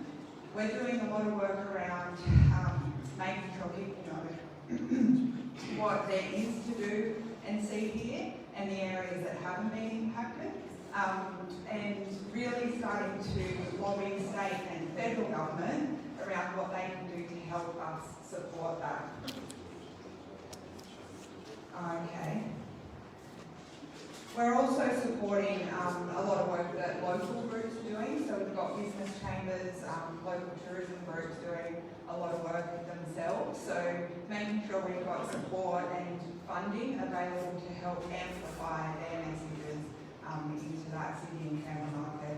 So you're right, events play a really important role, and we're hoping that some money comes soon so that we can put more effort into supporting those events that are already happening, because there's a lot of people doing some really good work out there. So we will continue to work on a regional level and on a state level to make sure that we've got the support there to encourage people back. So it is a huge focus, and it's not just the tourism industry, it's the wider business industry as well. But we did get the message out as quickly as we could to those key target markets. All reports were that the Australia Day long weekend was quite strong, which was good. Good news travels fast in amongst our key markets. So we are seeing a growth in people wanting to return, a growth in our social media marketing targets, and fingers crossed, Easter's going to be just as big. Over the last 3 years, we've seen a 43% growth in our winter invitation, and we're hoping to sort of smash the roof off of that this winter as well. So we're expecting a busy winter to help those businesses get through. The other work we're doing is obviously lobbying for small business support, and we understand that there is support out there for those directly impacted, but not necessarily support for businesses that were indirectly impacted. So we're lobbying state, federal government where we can to find that relief for those businesses as well. Yeah, well, one thing that I made a comment to Joe Puglisi the other day was that as long as council's telling the local, like it's good to tell everyone outside of town to come in, but if businesses aren't open for when people come in, which is traditionally what happens, because they can't pay the wages and all that sort of stuff, it can dominate to a negative effect as well. So, there's no point dragging people here if the businesses aren't going to open. So, I would really encourage council to make sure that the communication to the business community is made aware that we are going to run these events, or we are pushing for this, or we are doing that, so that they can make plans to open and make sure that they're ready for the impact of people. Yeah, and we're looking forward to getting out a meeting with business chambers over the next couple of weeks, making sure they understand our plans that we've got in place and our plans for a really strong autumn and winter moving forward. But there's going to be some really long-term things that we need to work on as well, looking at lasting legacy from this event and how we can make sure our businesses have support over the next 12 to 18 months. So business mentors, outing league and working one-on-one with businesses across the industry, not just tourism. Yeah, I know there's a lot of businesses in Lake Bay that have just said, we've missed it and we're closing. Yeah. Which just means that more people are working, which is going to magnify it. And part of our role in this is to look at why we have so many businesses that rely on those couple of weeks. We really need to look at ways that we can support our businesses to grow and develop so they aren't just reliant on a couple of weeks a year. And that's really about that winter growth, supporting year-round jobs, diversifying into other areas for our small business. Thanks very much, Madam. Just before we go to another question, I know we're in the southern part of the Shoalhaven this afternoon, but one of the events that we can all immediately support is the Narrow Show, which is on this weekend. I know country shows have been provided with some assistance from the state government as well, and council donated some money, resolved to donate some money to the Narrow Show as well. There's a lady here who had a comment just about another event that's pending. Hello, I'm one of the chaplains here. Bridget and I have been here today and we'll be here till Thursday upstairs. And Father Michael Dyer from the Catholic Church, just behind Holly family, and also at Milton, emailed me today to say that there's an event on the 29th of February, thank you. So it's a whole community event, and it's going to be upstairs and out on the grass, I should imagine, for all of you to come. And it's to attract local businesses, local community groups. The other churches will be working with him, and it's a day of fun, community, family, and children, and pets are also very welcome. Thank you very much for that. Amelia, you want to make another comment? Just one. Thank you. One group of people that's been missing from part of the conversation has been our tenants in homes that have been destroyed. So it's just for probably more people on Facebook. If you were a tenant in a home that was destroyed, can you please reach out to council, because we have a distribution of funds for you from the Mayor's Relief Fund. It's not much, but it's a small distribution. There's also money going to those people whose homes were destroyed as well, and that process is happening right now as we speak. So those two things, it's not for people's buildings, but it's for people who are that was their primary residence. That's the first small check that's coming out. I'll explain that to you because I can see you've got a query on your case, and I'm happy to tell you what that's about. So we have another question here.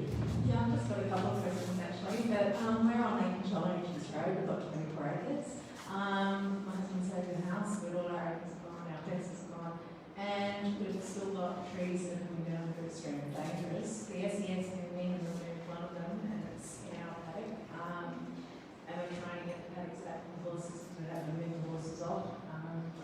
And council's now not allowing the tip fees, like we've still got to pay for tip fees or something, because it closed on the green waste on the 31st of January. I'm just wondering if that can be extended a little, because, we just didn't have time to get rid of all of the fire damaged trees.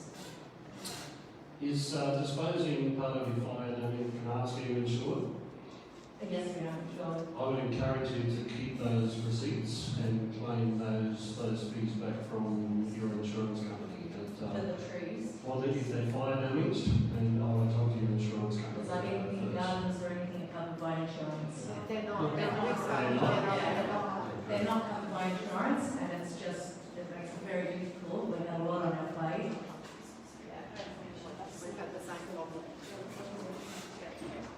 I'll ask the Mayor to just make a comment in response to that. If you're clearing up from damaged logs. There's FEMA relief from the state government, and you do need to fill in their stat deck, unfortunately. It's another form, I know. I think the guys on the gate have got those forms. I'm not sure how the reimbursement works, but it was something that the state did also announce with FEMA relief for that sort of stuff. Where can we get information on the stat deck?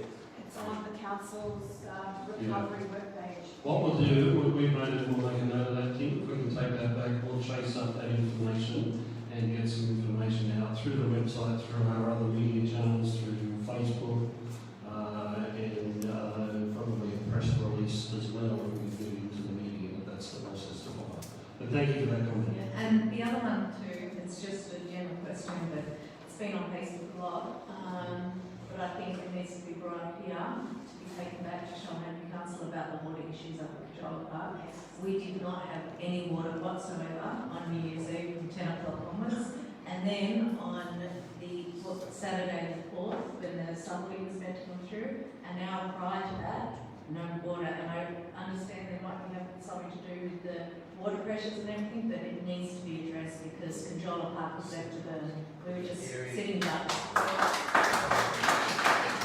You might have seen me call somebody from the back to come down the front. Robert Horner is our acting director, Shoalhaven Water. So I have asked Robert to come down and talk generally about Shoalhaven Water's position, their response, and the current status of assets and supply. Thanks, Robert. Thanks, Steve. And yes, I had planned to talk about the water issues we experienced at Lake Conjola. If I could just start off with a couple of general comments. Can I just say up front, and this is not an excuse or anything like that, but, and I will get on to a bit more detail, but had it not have been from a directive from the LEOCON or from the EOC to increase our asset protection zones, our clearing around our critical assets, we would have been in an awful lot more trouble than we were. We spent an awful lot of time early on clearing around our assets, and that has no doubt saved an awful lot of assets. Just talking about assets that we did lose, out of our $1.5 billion worth of assets, water and sewerage assets, we lost 2 sewage pumping stations. One was at Fisherman's Paradise, and the other was at Haviland Road, Conjola. We had people working 24/7 for 20 days, something like that. It was an incredible effort, and it certainly was something that we, getting on to the particular Conjola Park issue, unfortunately, the situation was that water supply relies on telecommunication towers, power to pump stations, telecommunications towers and valves, motorised valves, relies on us being able to access certain infrastructure at particular times when we need to. If things fail, we can manually operate things. And it relies obviously on water in our system. Unfortunately, on those particular days, they were extreme, and we lost all of those four matters that I just pointed out. It's a unique situation that in my 24 years with Shoalhaven Water, never seen anything like it, and I know that many of you haven't either. To sort of, add salt into the wound, we also lost power to our main water treatment plant at Bamarang, which for 90% of the year provides 100% of the water supplies of the city. We also lost power to our Barrier pump station, which supplies the raw water to the Bamarang water treatment plant. It was one of those scenarios where just everything lined up in a bad way. Our staff were escorted into every place that we could possibly get to. We had to get clearance from the LEOCON, from RFS. We were sometimes escorted into extremely dangerous situations, particularly to the Milton Water Treatment Plant. I remember one day I was sitting in the EOC there, and I was literally shaking because the staff were being escorted into that treatment plant to get it back up and running, and they were escorted in by 4 RFS trucks. It was the only way we could keep the water supply going there. I guess, look, yes, it's totally regrettable. You have my absolute sympathies, but I can rest assured, you can rest assured that we did everything that we possibly could in that situation. It's just a regrettable situation. In moving forward, we don't just stand there, sit there and say, geez, that'll never happen again. We've already undertaken lessons learned workshops, and that situation at Conjola for those couple of days is number 1 on our list. What can we do to ensure that we will do the very, very best that we can to maintain water supply at all times? Unfortunately, sometimes you need these events to learn, and we're certainly doing that. We are doing everything we possibly can. We have a very long list of things that we need to learn from this event. Can you confirm though that it's gravity feed? There's a gravity feed problem, because that's what's going around the district. We just want to know why, you know, Sure. that particular. Yeah. The issue is not in a gravity feed. So generally, and this is where fires are generally the absolute enemy to Shoalhaven water, because in floods, our reservoirs are on top of hills generally, and then they do gravitate down via pipes which are underground. So floods aren't a big issue to us so far as water supply goes. Windstorms, yes, you can lose power, but you generally have access to sites. Fire, unfortunately, you lose all of your opportunities to get to sites to maintain operation. Like we lost water at 10 o'clock in the morning. Fire didn't even come through till after 10 o'clock. Sorry? 10 o'clock in the morning we lost water. Yes. The fire hadn't even come through there at that point. Well, I'm unsure on the day that you're talking about there. And then on the Saturday, it came an hour before, and there was no fire. It was a southerly that we were told that we lost water and nothing had happened yet. Can I just ask you how long you lost water for on those 2 occasions? Well, we didn't get it back until I can't remember. Because if it wasn't New Year's Eve, we get it back. It would have been, I don't know, 2 days later, a day later. Well, I can only assume, and I'd need to go back up and diarise everything. I can only assume that we were either denied access or we just could not access. How far from the draw is the switches? How far from the user is the switching? In other words, the fire was here, not yet here. Was it already there? So the situation was, I'm just not quite sure. I'm just wondering if this question can clarify. I appreciate that while the fire might not actually have been in town, the switches which are somewhere out of town were already being affected by the fire.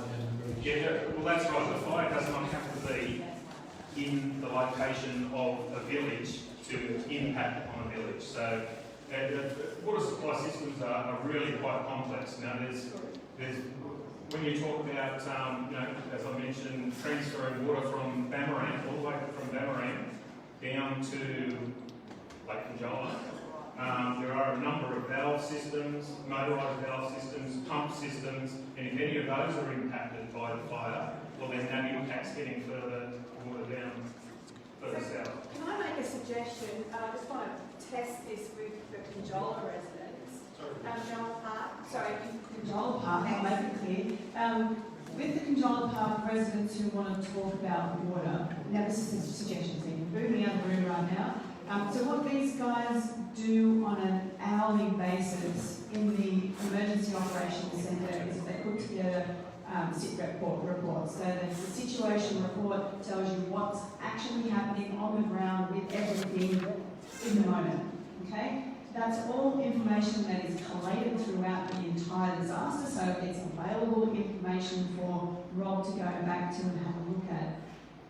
Getting some timelines from yourselves and from others who would maybe want to write that down and map that out, so that Rob can then check that against the sit reps that he has, and he can then answer some of those questions more clearly for you, or give you some data around what was occurring on that at their end and how they were dealing with it to make that more clear. Would that be an agreeable way? So I just want to see a bit of a yes, show of hands for people who would agree in getting that exchange of data for Conjola Park. Would that be okay? Yeah? Okay. Does anyone think that there's a better way to do that other than trying to put him on the spot and get answers now? Because I don't think he can give you all the answers, but I know that he's willing to when he's got information for you. And it may even be that he could maybe even do a smaller meeting with those that are concerned about that and just maybe step through some of that stuff. Yeah? All right.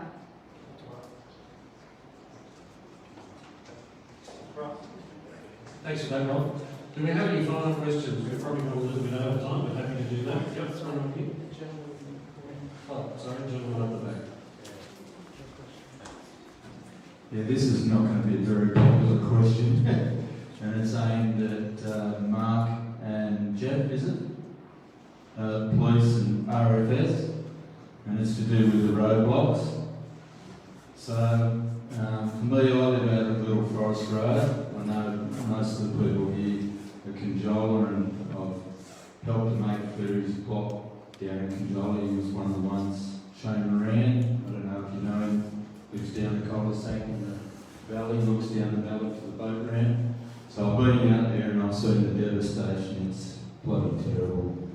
I've seen a lot of fires before. I've lived in this area for over 40 years. My first fire was 79, and other than this one we just had, it was 2018 when the chopper pilot died out the back here. So I live on 6 acres. Because I've lived in the bush most of my life, I'm prepared. I was well prepared. So I've got 2 firefighting pumps. I've got a generator so I could run all my water to my house. I had all my hoses that overlapped each other. I protected my whole house. My wife, she's disappeared because she's so embarrassed because I've asked this question, but she was by my side and helped me. I know from experience, I've known for a long time that when they come from the northwest, because fires are all about the weather, folks, it's not about the fire. These blokes will tell you it's the weather. You get a hot nor'wester, fast nor'wester pushing it along, and you get a fire out the back of Narragansett or Sassafras. Tell you what, it's coming for all of us. We're all going to cop it. The other thing, I don't want to be doom and gloom, but get used to it. Because that's what they're telling us, get used to it. We're going to see more of this, so be prepared. Don't wait for the RFS to get to you, because what they said on that day was, unless you have a plan, leave now.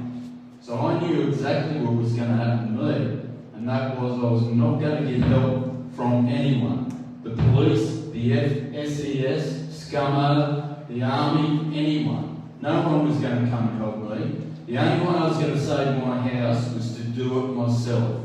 Right? What I didn't expect was, after New Year's Eve, when I wanted to go into town, and you blokes know exactly what this is all about, and the police had passed the buck to the RFS, that when I wanted to go into town to get food, supplies, petrol from my firefighting pumps, petrol from the generator, we could get into town, and then the cops said, no, you can't go home. Now, we had family at home. We had people we had to protect, like our bloody neighbours. Look, I don't want to point the blame, and there were some idiot cops on those roadblocks, Jeff. Is it Jeff Stein? Ray, sorry, Ray. There was you had some dickheads on those roadblocks, mate. You've got to look at that. And even the cops I spoke to said, and I'm not going to describe the bloke, And I don't want him getting into trouble. That's not what this is about. I'm having a whinge about lessons learned. We had people who were medical staff, had to get cancer clinics. We had people who were injured. A bloke took his wife she got stung by a bird, she had an allergic reaction. I mean, I've talked to a lot of people that have the same problem. And those roadblocks weren't handled well. If I hadn't stayed and saved my house, and I've got to tell you that, if I wasn't there, my house would have been gone. I could have jumped in my car and buggered off and let insurance pay for it. But I was prepared. And RFS, you said, have a plan. I had a plan. I've got a pool, 60,000 litres. I've got a 100,000 litre concrete tank I could jump in. I had a plan.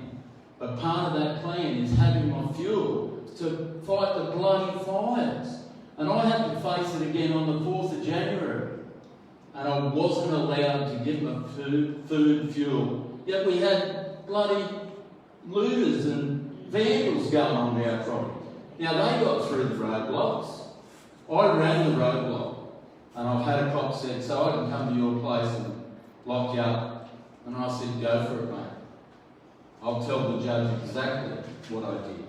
I ran 2 roadblocks, one at 2:30 in the morning down Stony Hill, because I went into town to tell friends that Stony Hill was on fire and it was going over down into the rainforest at the back of the school, and from there it was going to charge into Narrawali. Yeah, I'm pissed off. I'm capable of fighting the fire around my house. I had a well-prepared plan. I had hoses everywhere. I didn't expect help from anyone. I got help from this bloke across the road. He came and helped me. My wife came and helped me. My wife couldn't do it again on the 4th. But between New Year's Eve and the 4th, I had 3 days to get ready. Because I knew I was going to cop it again, because I know how to look at the weather. And I know if I smell smoke, there's a fire. So, just common sense stuff. I knew I was going to get hammered again on the 4th. Guess what? I got hammered again on the 4th. And if I hadn't gone through those bloody roadblocks to get supplies back to fight my house, it'd be gone. The devastation in Conjola Park, and I've been down in Marysville after the Black Saturday, when Marysville burnt and King Lake burnt, 200 people died. It's a credit to the people in this area that more people didn't die. It's a credit to you people here for having the common sense to stay alive. For the most part, the RFS and the police and all you guys, council, state government, do a wonderful job, but there's some lessons got to be learned out of this. Because I'll tell you what, next time it happens, if I stay and fight in the house, I'm going through a roadblock. Thanks for that. It's part of the reason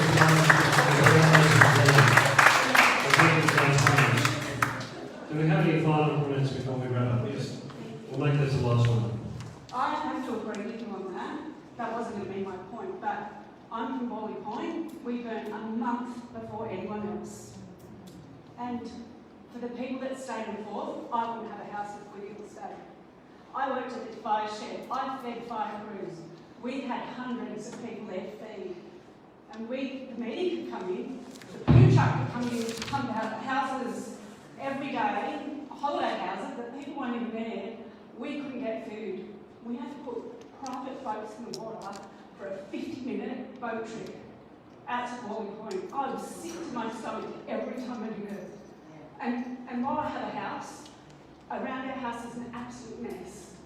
And the point that I'm hearing here tonight is that you need to clean it up. I've been living with it for 2 months now. And even if you have a house in Lake Conjola, I've been there for work, I've seen it. So the people that are still living in their houses, they need that mess cleaned up around them. And if you are relying on state and federal governments who have shown no leadership at all in this whole 2-month period, then I'm really sorry, but you're in a lot of trouble. And council really need to make state government aware and federal that this is urgent, the clean-up. The longer it goes on, your mental health goes down. A month in, your brain is still foggy. You start to come out and you hit rock bottom. I'm telling you right now. And Conjola Park, I'm starting to come out and I'm still a mess. 2 months down the track. You need your process cleaned up. And if you're relying on state government, I'm really sorry, but you're screwed. You're absolutely screwed. We need leadership, and we need it now. Everyone agrees with that.